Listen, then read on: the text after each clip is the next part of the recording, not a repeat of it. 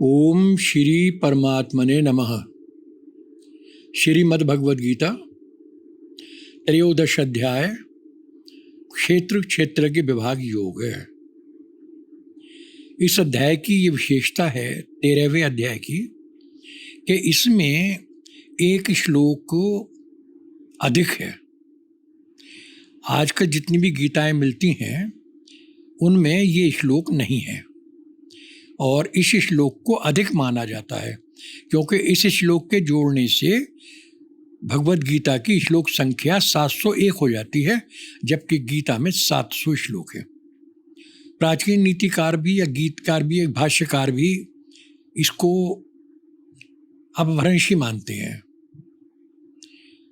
लेकिन मैंने ये श्लोक दिया है आपकी जानकारी के लिए। श्लोक इस प्रकार है। अर्जुन उवाच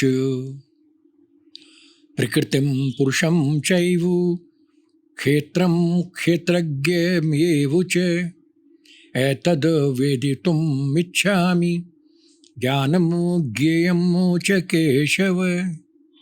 अर्जुन ने कहा, केशव, प्रकृति और पुरुष, क्षेत्र और क्षेत्रज्ञ, ज्ञान और ये ज्ञेय, ये सब मैं आपसे जानने की इच्छा करता हूं।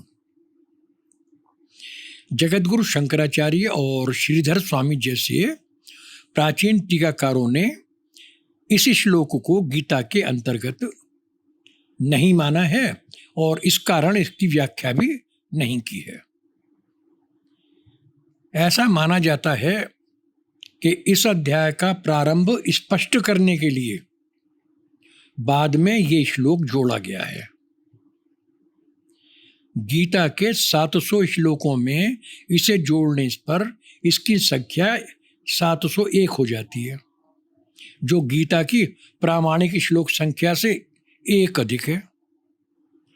भगवान ने जो यहाँ अचानक ही प्रकृति पुरुष क्षेत्र क्षेत्रज्ञ की व्याख्या शुरू कर दी, संभवतः उसी को स्पष्ट करने के लिए अर्जुन के मुंह से ये श्लोक कहलवाया गया है। प्राचीन भाष्यकारों ने इस श्लोक की टीका नहीं की। इससे स्पष्ट है कि ये श्लोक बात का जुड़ा हुआ है। 13वां अध्याय वास्तव में अब शुरू होता है। श्री भगवान उवाच इदं शरीरं कौन्तेय क्षेत्रमित्यभिधीयते एतद्यो वेत्ति तं प्राहुः क्षेत्रज्ञ इति तद्विद। क्षेत्रज्ञं चापि मां विद्धि सर्वक्षेत्रेषु भारत क्षेत्र क्षेत्रज्ञयोर्ज्ञानं यत् तत् ज्ञानं मतं मम। श्री कृष्ण ने कहा, पार्थ, इस शरीर को क्षेत्र कहते हैं और जो इस क्षेत्र को जानने वाला है उसे क्षेत्रज्ञ कहते हैं। विश्व ब्रह्मांड के सभी क्षेत्रों में क्षेत्रज्ञ तू मुझको समझ और ये भी जान ले कि क्षेत्र और क्षेत्रज्ञ इस विषय को संपूर्णता के साथ जानना ही मेरे मत में ज्ञान है। तत क्षेत्रम यत च यादृक् च यद विकारी यत स च यत सा च यो यत प्रभावश च तत् समासेन मे शृणु। ऋषिभिर्बहुधा गीतं छन्दोभिर्विविधैः पृथक् ब्रह्मसूत्रपदैश्चैव हेतुमद्भिर्विनिश्चितैः। यह क्षेत्र जो है, जैसा है, जिस विकास वाला है, जिन विकारों वाला है और इससे जो भी उत्पन्न होता है, और वो क्षेत्रज्ञ जो है, जिस प्रभाव वाला है, उन सब बातों को मैं अब तुझसे कहता हूं। क्षेत्र और क्षेत्रज्ञ के स्वरूप का वर्णन ऋषियों द्वारा बहुत प्रकार से किया गया है। नाना प्रकार के वेद मंत्रों के द्वारा भी इसको पृथक पृथक बताया गया है और निश्चित अर्थ वाले ब्रह्म सूत्र के सूत्रों द्वारा भी इसको कहा गया है। क्षेत्र का साधारण अर्थ है खेत। खेत वो स्थान जहां वस्तुओं की उत्पत्ति होती है। क्षेत्र वो स्थान जहां क्षेत्रज्ञ खेत वाला अपनी पसंद के बीज बोता है और उन बीजों को वो क्षेत्र जो है वो अपने में रख करके उन्हें पालता है, बड़ा करता है, और जब समय आ जाता है तो वो उन्हें बाहर निकाल देता है, किसान उनको ले लेता है। यही स्थिति मनुष्य के शरीर की है। क्षेत्र कहते हैं इसको, क्षेत्रज्ञ कहते हैं आत्मा या जीवात्मा को। वो इसमें बीज डालता है और उससे क्षेत्र और क्षेत्रज्ञ के मिलने से उत्पत्ति होती है। क्षेत्र और क्षेत्रज्ञ भी कहते हैं इसको क्षर और अक्षर भी कहते हैं, इसको प्रकृति और पुरुष भी कहते हैं, इसको अपरा प्रकृति और परा प्रकृति का मिलन भी कहते हैं। महाभूतान्यहंकारो बुद्धिरेव्यक्तमेव च इंद्रियाणि दशैकं च पंचचेन्द्रिय गोचरा इच्छा द्वेषे सुखम दुखम संघातश चेतना धृति एतत् क्षेत्रम समासेन सविकार मुदाहृतम। 5 महाभूत पृथ्वी जल अग्नि वायु आकाश,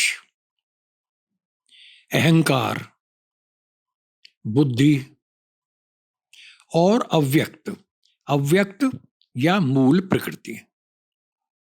अहंकार से उत्पन्न हुई 10 इंद्रियां, 11वां मन, 5 इंद्रियों के विषय और इनके अतिरिक्त इच्छा, द्वेष, सुख, दुख।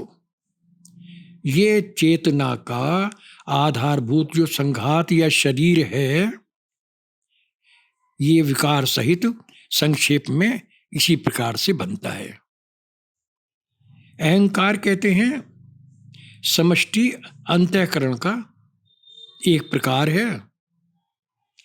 अहंकार से 5 तन्मात्राएं और मन सहित 11 इंद्रियां बनती हैं और स्वयं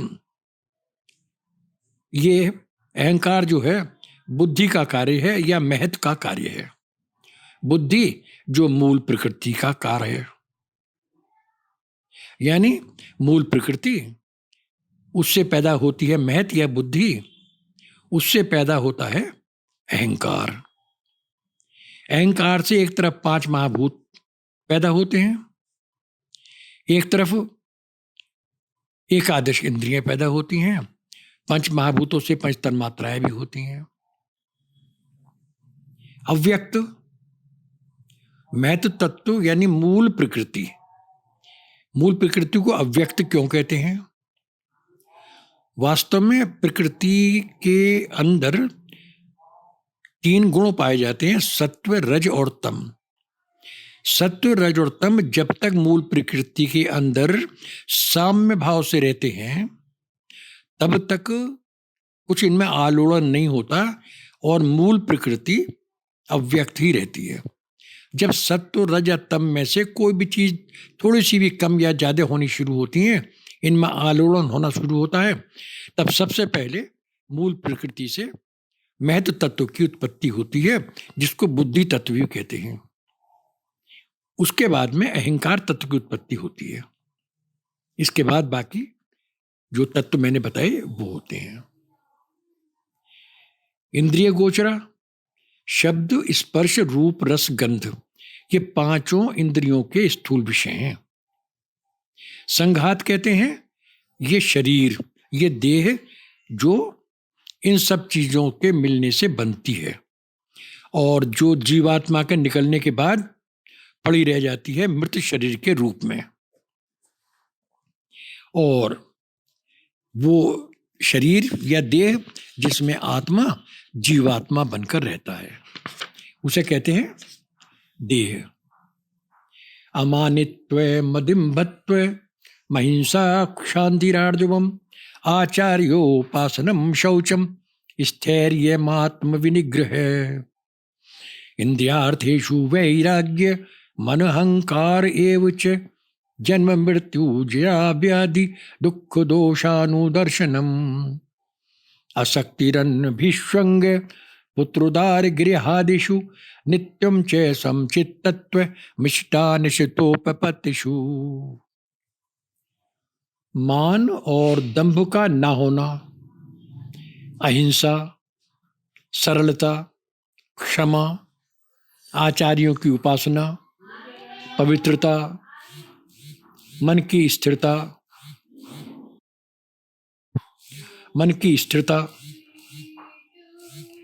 और मन का भली भांति निग्रह, मन का भली भांति निग्रह, इंद्रियों की भोगों में अरुचि, निरहंकारता तथा जन्म मृत्यु, जरा, व्याधि, दुख रूप दोष को बार बार देखना, असंग, पुत्र, स्त्री, घर आदि में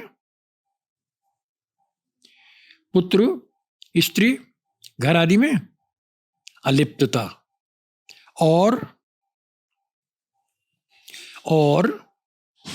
इष्ट और अनिष्ट की प्राप्तियों में संभाव रखना।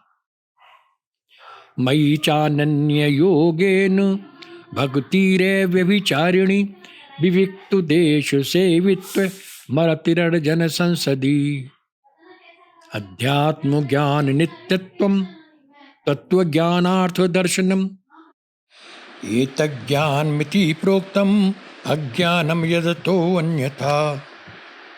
मुझ में अनन्य योग से अव्यभिचारिणी भक्ति, एकांत स्थान में रहने का स्वभाव, यानी जहां भीड़ भाड़ हो वहां रहने में रुचि न होना, अध्यात्म ज्ञान में स्थिति, तत्व ज्ञान के अर्थ को जानने और समझने में रुचि, इन सब के द्वारा जो चीज हमको प्राप्त होती है वो होता है ज्ञान, और इसके विपरीत जो चीज प्राप्त होती हैं दूसरी चीजों के द्वारा वो होता है अज्ञान। तत्व ज्ञानार्थ दर्शनम, यानी सच्चिदानंद घन पूर्ण ब्रह्म परमात्मा का तत्व से दर्शन। इन गुणों के अतिरिक्त जो मैंने बताया कि जो अज्ञान है, अज्ञान क्या चीज है, जो ये चीजें होती हैं इनके द्वारा जो प्राप्त होता है वो होता है अज्ञान। क्या? मान बड़ाई की कामना करना, दंभ यानी घमंड, हिंसा, क्रोध, कपट, कुटिलता, द्रोह, अपवित्रता, लोलुपता, आसक्ति, अर्हता, ममता, अश्रद्धा, ये सब दोष हैं। तो ये तो सब जीव का पतन करने वाले हैं ना, इसलिए अज्ञान के जनक हैं। इच्छा, द्वेष, सुख दुख, शरीर, चेतना अर्थात ज्ञानात्मक वृत्ति, धृति यानी धैर्य, ये जो हैं मन के धर्म हैं। ध्यान रखने की बात यह है, ये धर्म आत्मा के नहीं होते हैं। जो मैंने बताए आपको, इच्छा, द्वेष, सुखम, दुखम, संघात से चेतना, धृति, ये जो भी है ये सब धर्म मन धर्म है, आत्मा के धर्म नहीं है। क्यों? कि आत्मा तो करता है, उसमें तो कोई धर्म होने का मतलब ही नहीं है, ना कोई गुण होते हैं उसके अंदर। अतएव ये सब गुण मन के हैं और सब क्षेत्र के अंतर्गत आते हैं। ठीक है? इनको अगर हम देखें, अमानित्व, अपने गुणों की प्रशंसा सुनने में कोई रुचि ना होना, अदम्भित्व, दंभ का या घमंड का ना होना, अहिंसा, दूसरे को किसी भी प्रकार से पीड़ा पहुंचाने में कोई रुचि ना होना, शांति, सहिष्णुता, आर्जव, सरलता, क्षमा भाव होना, आचार्योपासनम, सदगुरु की सेवा, शौच, बाह्य और अंदर की पवित्रता, मिट्टी और जल आदि के द्वारा बाह्य शौच होता है, और राग द्वेष आदि मलों के द्वारा के दूर रखने का और उनसे शुद्ध रहने का भाव आंतरिक शौच होता है।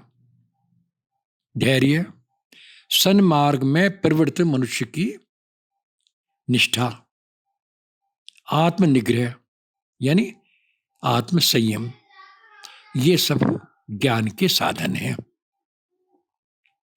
ज्ञेयं यत्तत् प्रवक्ष्यामि यज्ञात्वामृतमश्नुते अनादिमत परम ब्रह्म नासत्ता नासदुच्यते सर्वतः पाणिपादं तत् सर्वतोक्षीशिरोमुखं सर्वतः श्रुतिमल्लोके सर्वमावृत्य तिष्ठति। अर्जुन, जो ज्ञेय है, जिसको जानकर मनुष्य अमृत को भोगता है, उसको मैं बताता हूं, तू सुन। वह अनादि है, मतपर है और ब्रह्म है। उसे ना तो सत कहा जा सकता है और ना असत ही कहा जा सकता है। वह परमात्मा सब ओर हाथ पैर वाला है, सब ओर नेत्र, सिर, मुख और कान वाला है, और उसने इस संपूर्ण जगत को अपने द्वारा व्याप्त कर रखा है। वह अनादि ब्रह्म आत्म तत्व ना तो सत कहा जा सकता है और ना असत ही कहा जा सकता है। कर्म और कारण रूप दोनों अवस्थाओं से रहित होने के कारण ही सत और असत, इन दोनों शब्दों के द्वारा आत्मा के स्वरूप को बतलाया नहीं जा सकता। वो ब्रह्म क्या है? वो ब्रह्म अर्जुन ना तो सत है ना असत है।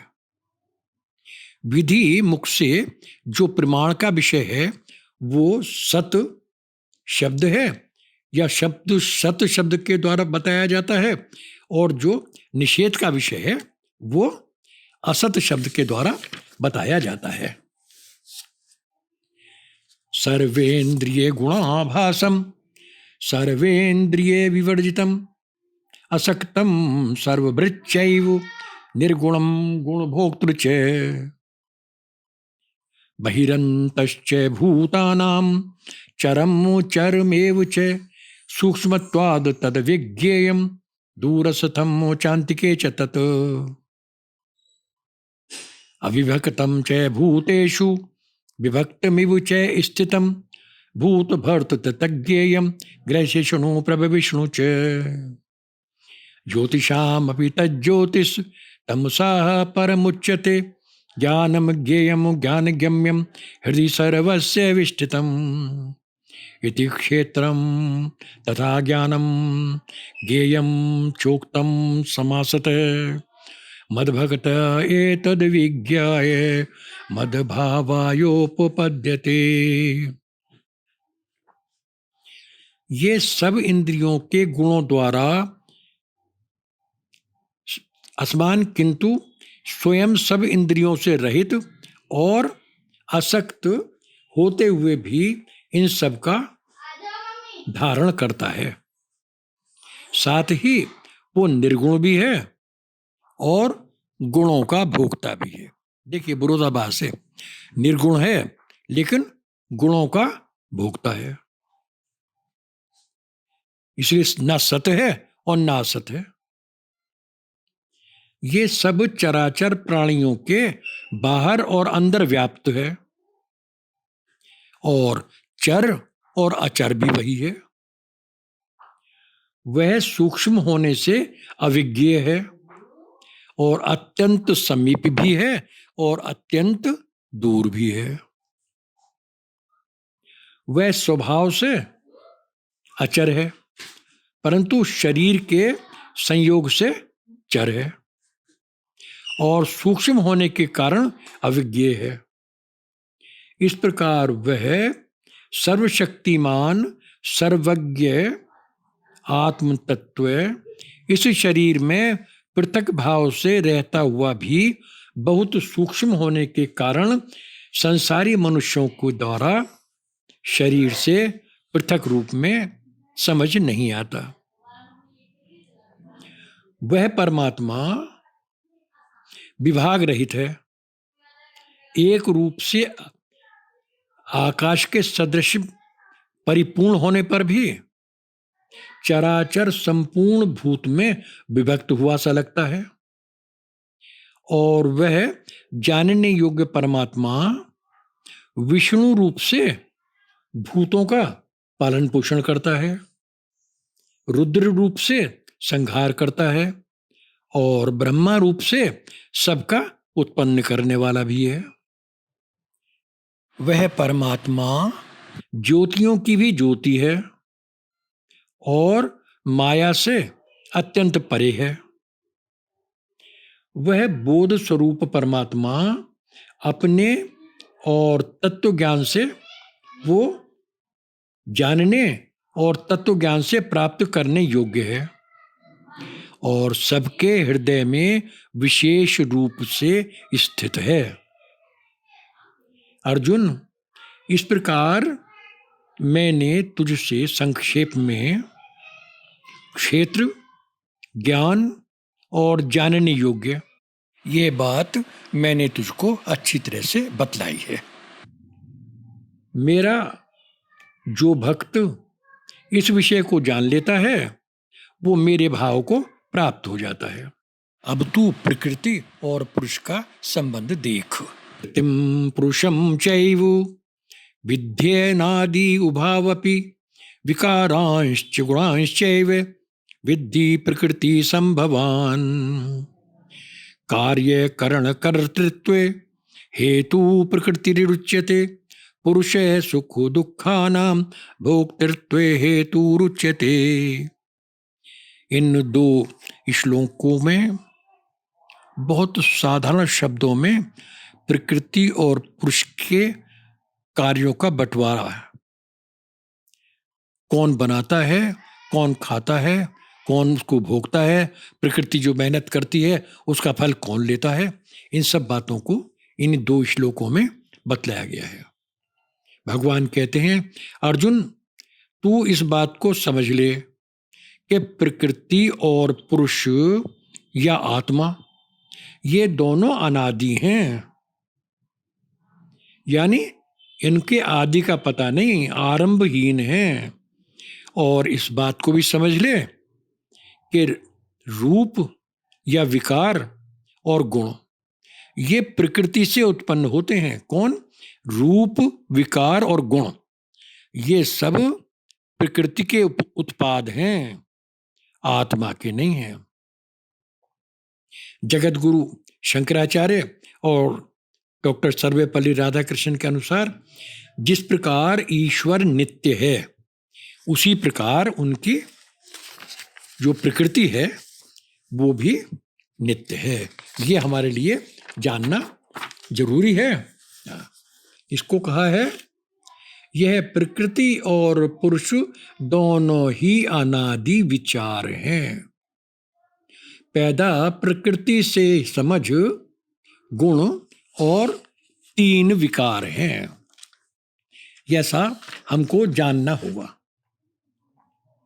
और पुरुष प्रकृतिस्थो ही भुंगते प्रकृति जान गुणान कारणम गुण संगोस्य सदसद्यो निजन्मसु उपद्रष्टानुमंता च भर्ता भोक्ता महेश्वर परमात्मेति चाप्युक्तो देहेस्मिन् पुरुषे पर। शरीर और क्षेत्रज्ञ या कूटस्थ, इन दोनों का आदि तो है नहीं। प्रकृति और उसका अधीश्वर पुरुष, ये दो वस्तुएं हैं। प्रकृति शरीर है, कूटस्थ पुरुष है। प्रकृति क्षेत्र है और पुरुष क्षेत्रज्ञ है। और कूटस्थ ना हो तो ये शरीर रह नहीं सकता, क्योंकि चेतनता तो कूटस्थ से ही आती है। जैसे नदी में फेन बहता है, उसी प्रकार ब्रह्म रूपी नदी में ये शरीर रूपी फेन बहता है। ये दोनों ही अनादि हैं। प्रकृति में, शरीर में स्थित हुआ आत्मा या जीवात्मा या पुरुष प्रकृति से उत्पन्न हुए पदार्थों का उपभोग करता है। कौन उसका फायदा उठाता है प्रकृति के उत्पादों का? आत्मा, जो जीव के साथ फंस गया है और जीवात्मा बन गया है।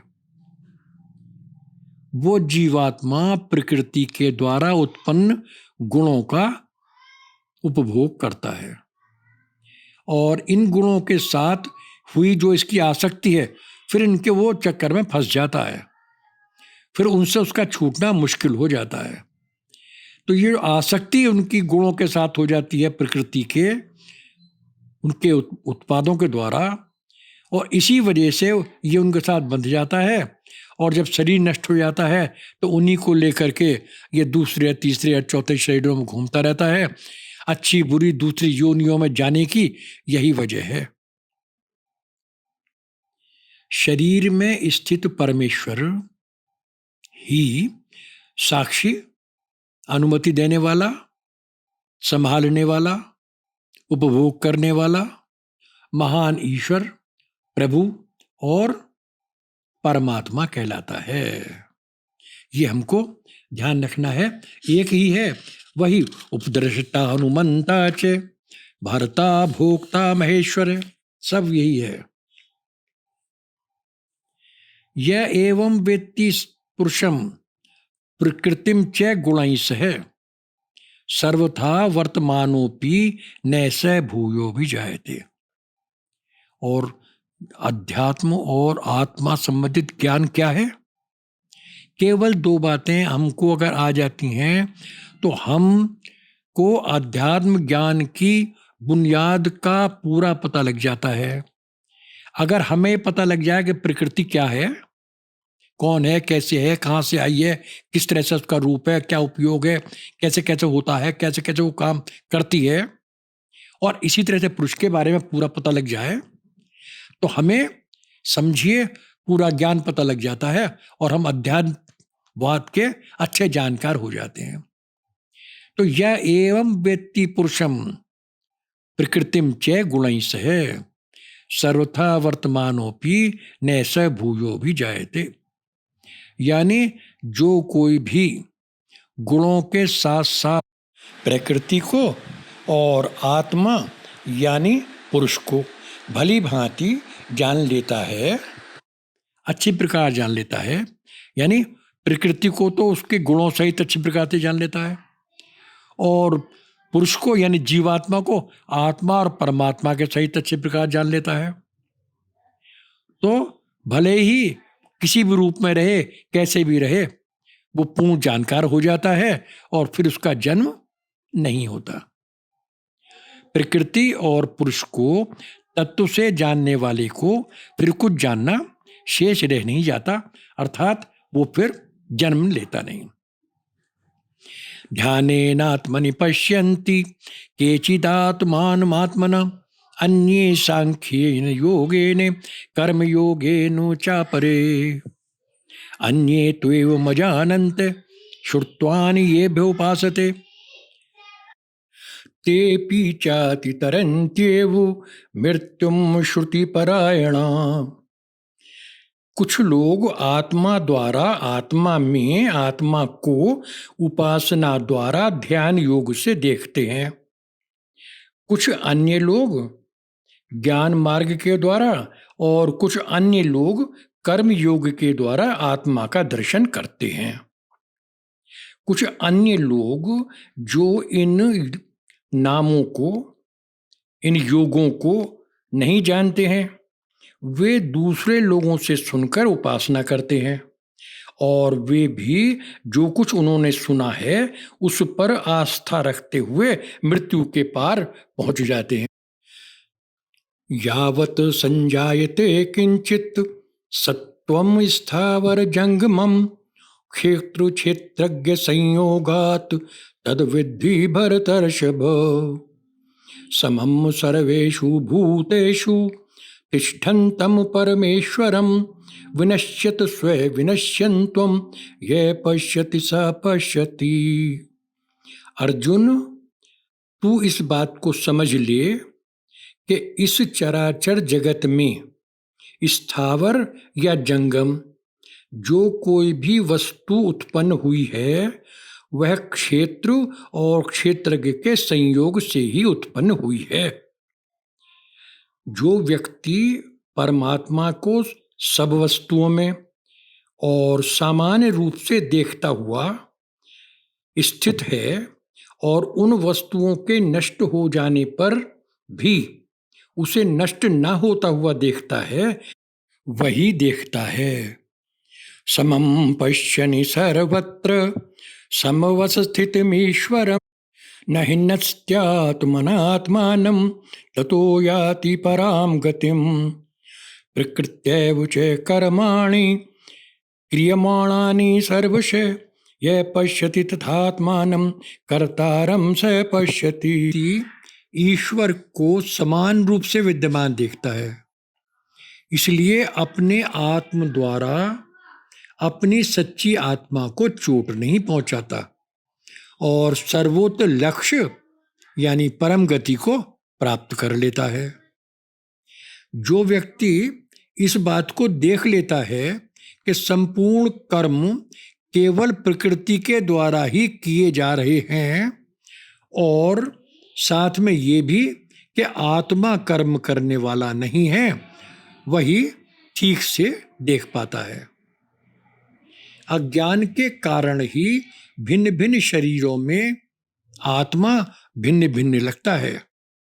वास्तव में वो सब में समभाव से स्थित है। ऐसा समझने वाला पुरुष ना तो अपने को उस परमात्मा से भिन्न समझता है और न इन शरीरों से कोई संबंध ही मानता है।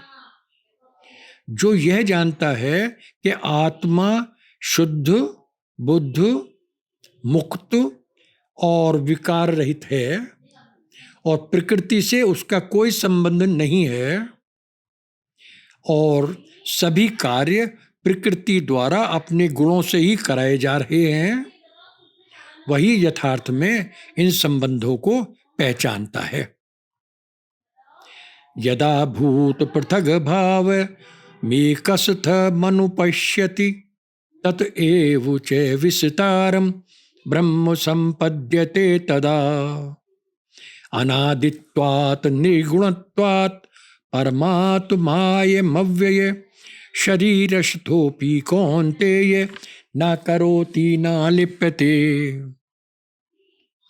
जो इस बात को देख लेता है कि सब वस्तुओं की पृथकता की दशा में उस एक में ही केंद्रित है, कि सब वस्तुओं की पृथकता की दशा उस एक में ही केंद्रित है और उससे ही वो सारा विस्तार होता है, तब वो ब्रह्म को प्राप्त कर लेता है। क्योंकि परमात्मा अनश्वर है, अनादि है, निर्गुण है, इसलिए अर्जुन यद्यपि वो शरीर में निवास करता है फिर भी ना तो कोई काम करता है और ना किसी वस्तु में वो लिप्त होता है।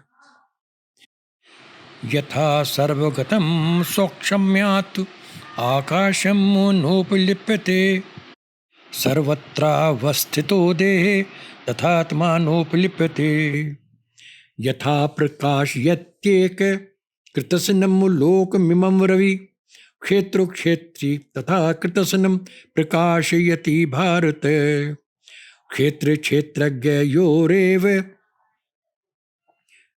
क्षेत्र क्षेत्रज्ञयोरेव मंत्रम ज्ञान चक्षुषा भूत प्रकृति मोक्षम च ये बुदुर्यांति ते परम। जिस प्रकार सर्वव्यापी आकाश अपनी सूक्ष्मता के कारण कभी किसी वस्तु से लिप्त नहीं होता, उसी प्रकार सब शरीरों में स्थित ये आत्मा भी किसी भी वस्तु से किसी भी प्रकार लिप्त नहीं होता। जैसे सूर्य इस सारे संसार को प्रकाशित करता है, उसी प्रकार अर्जुन क्षेत्र का स्वामी क्षेत्री इस संपूर्ण क्षेत्र को प्रकाशित करता है। जो लोग अपने ज्ञान चक्षुओं से क्षेत्र और क्षेत्रज्ञ के इस अंतर को और प्रकृति से मुक्त हो जाने को समझ लेते हैं, वे सर्वोच्च को यानी परमात्मा को प्राप्त कर लेते हैं। ओम श्रीमद्भगवद गीता सूपनिषत्सु ब्रह्म विद्यायां योग शास्त्रे श्री कृष्णार्जुन संवादे क्षेत्र क्षेत्रज्ञ विभाग योग। ओम। इस प्रकार अपने भगवद गीता शोध ग्रंथ कन्हैया गीता के आधार पर कुशला स्मृति गीता ज्ञान कथा के लिए लिखित और संशोधित श्रीमद् भगवद गीता के इस त्रयोदश अध्याय के ऑडियो वीडियो रूपांतर को स्वयं लेखक डॉक्टर मूलचंद दालव द्वारा प्रस्तुत किया गया।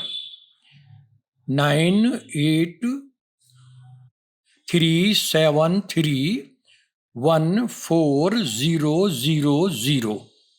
ओम हरि ओम तत्सत, हरि ओम तत्सत, हरि ओम तत्सत।